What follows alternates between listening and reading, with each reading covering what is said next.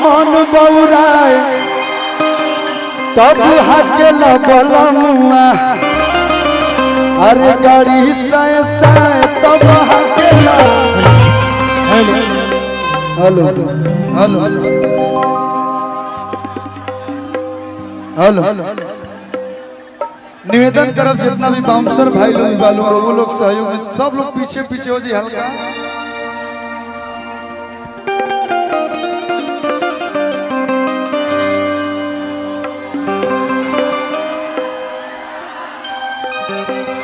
देखिए जितना लोग भी बाबा परमेश्वर नाथ जी के प्रांगण में दरबार में आई बनी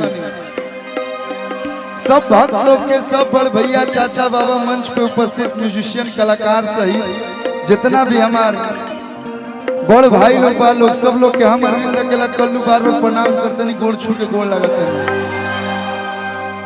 हम कहीं बाहर के ना हैं हम रुआ लोग के जिला के हैं रुआ लोग के घर के हैं।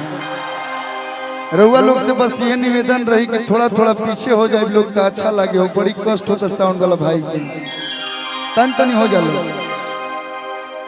सौभाग्य बा हमार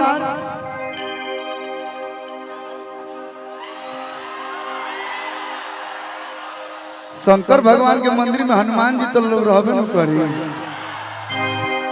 सौभाग्य बा कि बाबा के दरबार में जब हम हाथी चुकी रही तब आयल रही। आप लोग के प्यार मिला था बाबा के आशीर्वाद बा बाबा की कृपा बा। अभी तक रउआ लोग के बीच बानी बढ़िया बढ़िया गीत सुनावत नहीं। बाबा के दरबार में बानी बस ये कहो कि बाबा जब तक के शरीर में जान रहो तब तक रउआ दरबार में आवत रहे निमन निमन गीत सुनावत रहे। जितना लोग के भी सहयोग लोग बनी हमारा साथ साथ सब लोग धीरे धीरे करके हाजिरी लगाए। मंच पे उपस्थित हमने के भाई आशुतोष तिवारी जी, रंजीत सिंह भाई, मिथिलेश भैया, दिव्यांग भाई, अभय बाबा के पूरा टीम बा। सब लोग के स्वागत सब लोग के अभिनंदन। आई एगो प्यारा सा भजन एक बाद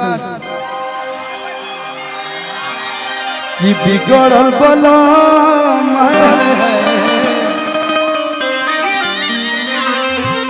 नायका गीतियों के आप लोग ढेर सारा प्यार देता नहीं लोग सब सुनाई लेकिन रउआ लोग साथ नहीं लोग हेने से जितना लोग बा तनी मनी पीछे हो जा लोग।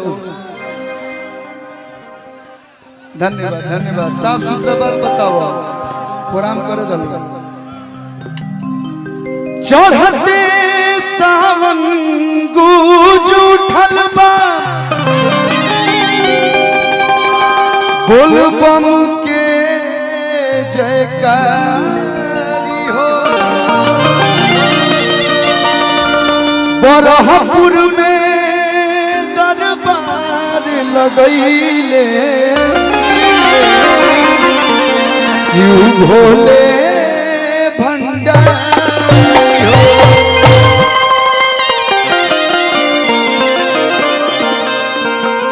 देखिए बाबा के दरबार ऐसा हो कि लोग दूर दूर से पैदल चल के आवेला। बक्सर से लोग जल ढार के जल लेके जब बरहपुर आवेला आ बाबा जेकर भी जौन भी मनोकामना होला सब पूरा करेला।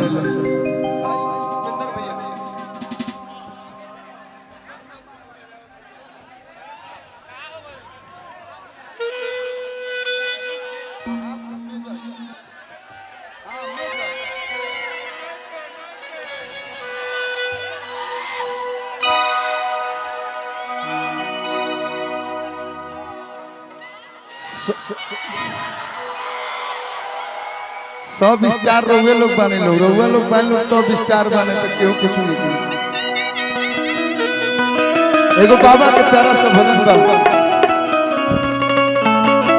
देव के देव दानी के दानी।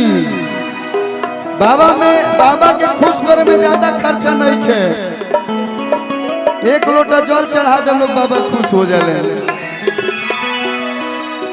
कि जटा झूठ बरवा लहरे और गाना के लहरवा राम जहरवा पियले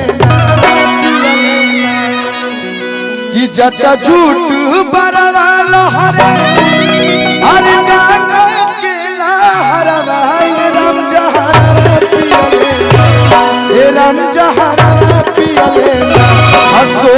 चंद्रमा लीला हो राम जहरा पियले सोहे चंद्रमा लीला हो राम जहरा पियले के गो करिया शिवजी उठवले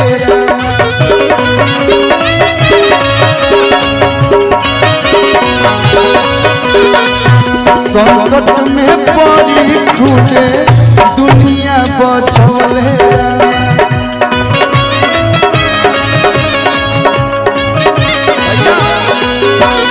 वोकल उठा के रखा मॉनिटर में खाली रिदम में सुनाता कि अरे जटा झूठ परवाल हरे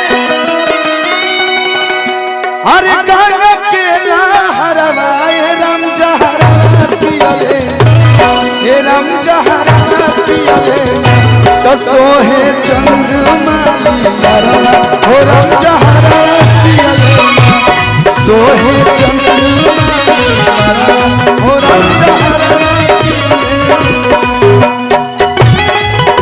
बहुत बहुत धन्यवाद।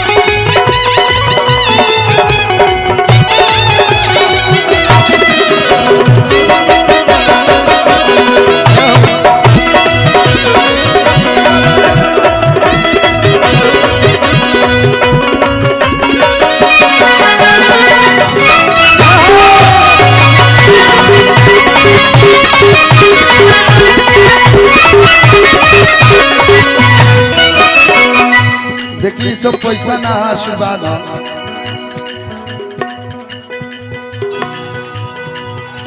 नमः पार्वती पते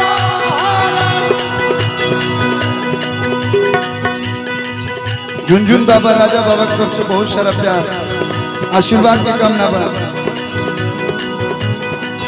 देखी बाबा कितना दानी हमें खुश भइले सोना के लंका रावण के दे दिले बाबा हो अयो सब भाई पर कृपा बरसावो मैं लड़का पढ़ लिख के से खाली बस नौकरी लगावो नौकरी लगा के अगला लगन में बियाह करवाओ कहे बा दुनिया जानेला भोला हमें महादानिया हो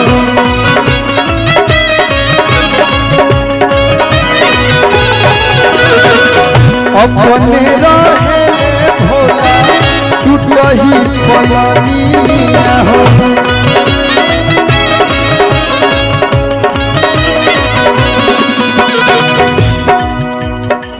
रावण के दिहले शिवजी सोनमा के घरवाए राम जहरा पियले रावण के दिहले सोनमा के घरवाए राम जहरा पियले। देखिए इतना देवता बाड़े लेकिन जहर के पियलो केकरा में बचावे के शक्ति बा खाली बाबा में कि अरे सोना के घरवा दिहनी कि रावण के दिहनी शिवजी सोनमा के घरवा ये राम जहरा पियले ये राम जहरा पियले सोहे चंद्रमा